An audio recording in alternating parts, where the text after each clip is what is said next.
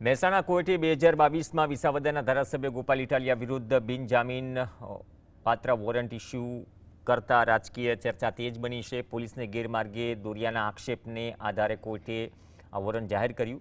ગોપાલ ઇટાલિયાએ સમગ્ર ઘટનાને પૂર્વ આયોજિત કાવતરું ગણાવી કહ્યું કે 2020માં થયેલી ઘટનાને લઈને 2026માં તેમના વિરુદ્ધ વોરંટ ઇસ્યુ થયું છે, જે સ્થાનિક સ્વરાજની ચૂંટણીને ધ્યાનમાં રાખીને શાસક પક્ષ ભાજપ દ્વારા કરાવવામાં આવી હોવાનો આક્ષેપ કર્યો।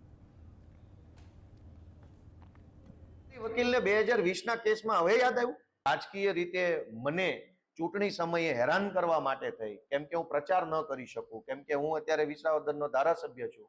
લોકોની લાગણી છે કે ગોપાલભાઈ અહીંયા સભા કરવા, રેલી કરવા આવે, લોકો ઈચ્છે છે એવું, એટલે હવે હું કોઈ પ્રચારમાં ન જોડાઈ શકું, એટલે વોરંટ કાઢ્યું કે આને પકડી લ્યો।